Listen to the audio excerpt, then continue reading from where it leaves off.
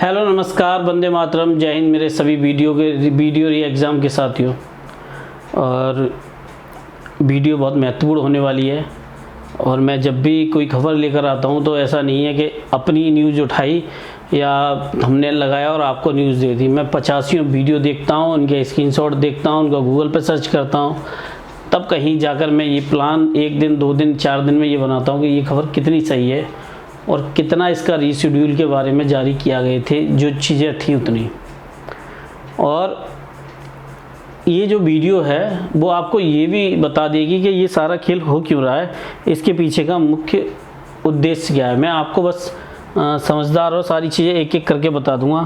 पहला, ये admit card कब डाउनलोड होंगे, इसको लेकर मैं आपको बहुत खबर बताता हूँ जो खास है। मेरी बात जहाँ गलत लगे कमेंट कर देना, अगर गलत ना हो तो चैनल को ज़रूर सब्सक्राइब कर देना, नोटिफिकेशन मिलते रहें।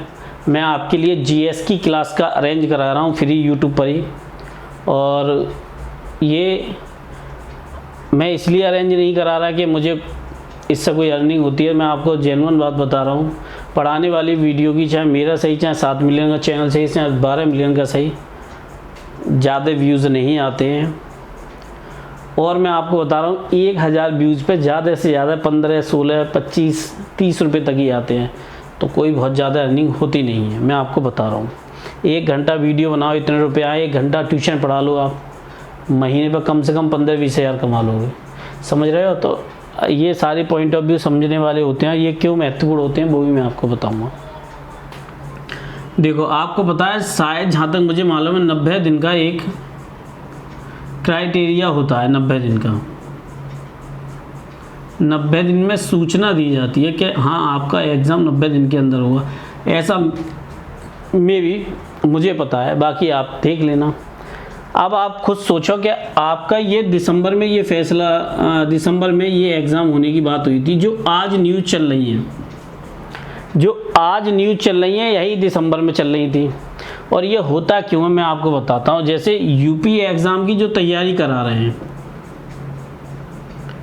जो बड़े बड़े यूट्यूब चैनल हैं, वो खबर को क्या करते हैं, सर्कुलेट कर देते हैं, फैला देते हैं, स्प्रेड कर देते हैं।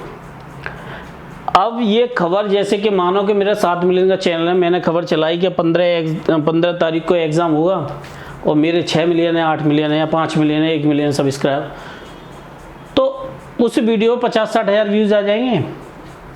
और जो उस वीडियो 50-60 हज़ार व्यूज़ आ जाएंगे तो वो खबर 50-60 हज़ार लोगों तक पहुंच जाएगी। अब बच्चों को वो क्या बात बोली जाएगी कि देखो बेटा, ये खबर मिली है, ऐसी सूचना मिली है, इसलिए ये एग्ज़ाम होने की तैयारी है और हमने ये कोर्स लॉन्च कर दिया है, आप ये वाला कोर्स ले लो। तो ये जो खबरें होती हैं, जो वायरल की जाती हैं, ज़्यादातर 90% वो इन्हीं चैनलों के द्वारा करी जाती हैं कोर्स के लिए। अभी यूपी में कोई एग्ज़ाम नहीं है। मैं मानता हूँ बड़े चैनलों का खर्चा ज़्यादा होता है, तो वो अभी वीडियो री एग्ज़ाम का 14 लाख बच्चा बैठा है, वो सोच रहा है इस पर जितना आ जाए, हाथ में उतना आ जाए। तो वो उसको खींचने के लिए ये सारा खेल खेला जा रहा है। एग्ज़ाम जून में नहीं होने वाला है, वो टलेगा। कितने दिन टलेगा ये मैं आपको इसी वीडियो में बता दूंगा कि ये 90 दिन का क्राइटेरिया क्या है, क्या नहीं है, वो भी देखो। अब नोटिस मैं आपको बताता हूँ, जब से कोर्ट ने फैसला दिया, आयोग का कोई जवाब आया है क्या?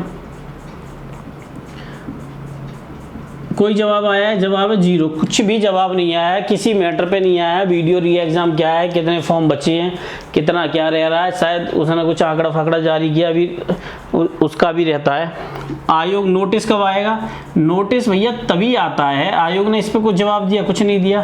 तो भैया नोटिस जब आएगा, जब आयोग इस पर कुछ सवाल देगा। अभी तक तो कुछ आया नहीं है। एडमिट कार्ड देखो 1 महीना या 20 दिन पहले ही डाउनलोड होते हैं, ऐसे करके रहता है। किसी एग्ज़ाम में 10 दिन भी पहले डाउनलोड हो जाते हैं। अब मैं आपको पॉइंट टू पॉइंट क्लियर कराता हूँ, ये सारा खेल खेला क्यों जा रहा है। एग्ज़ाम जून में होने की संभावना बहुत कम है, क्योंकि ये 90 दिन का क्राइटेरिया मेरे हिसाब से तो नहीं सटीक बैठ रहा है।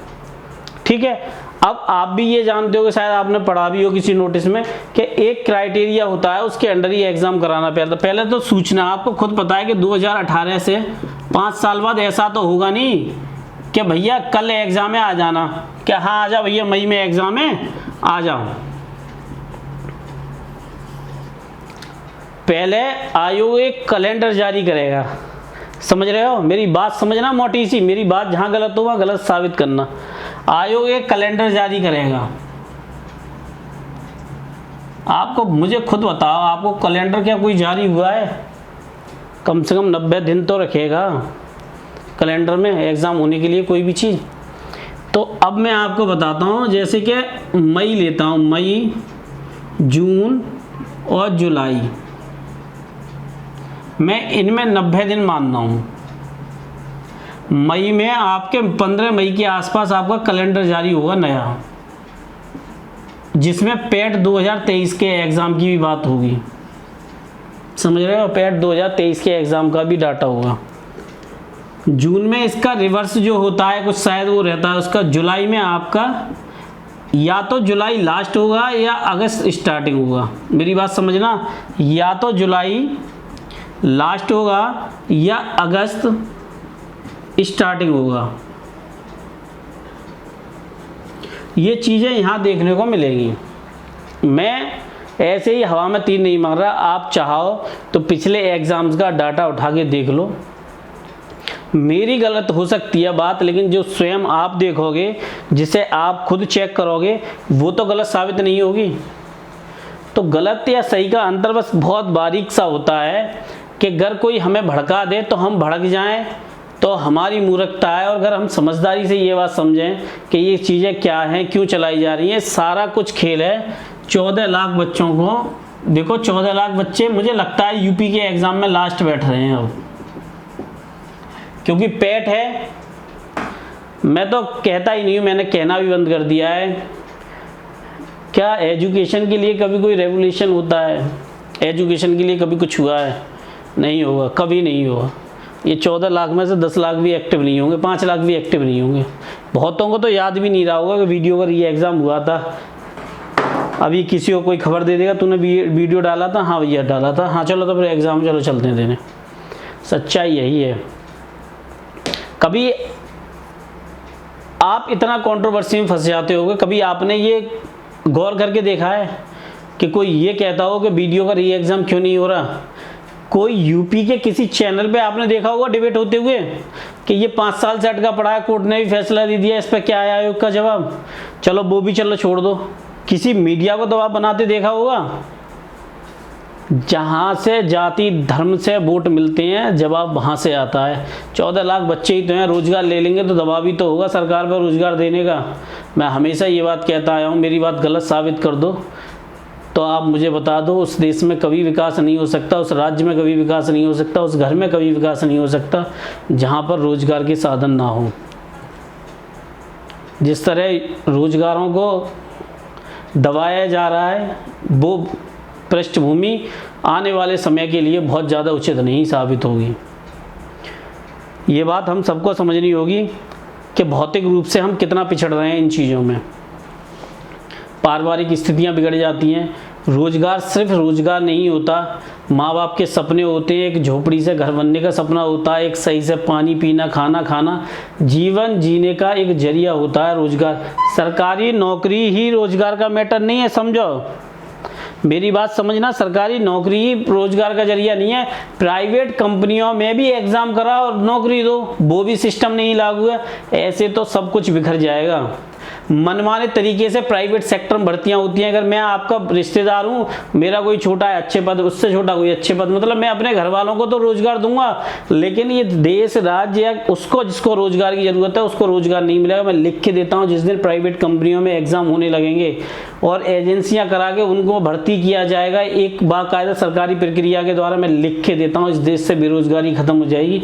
जो सोने की चिड़िया था वो सोने की चिड़िया होगा। मैं हमेशा कहता हूँ कि शासन वो करता है जो शिक्षित होता है, जिस पर शिक्षा का अधिकार हो, जिसका शिक्षा पर अधिकार होता है, जिनका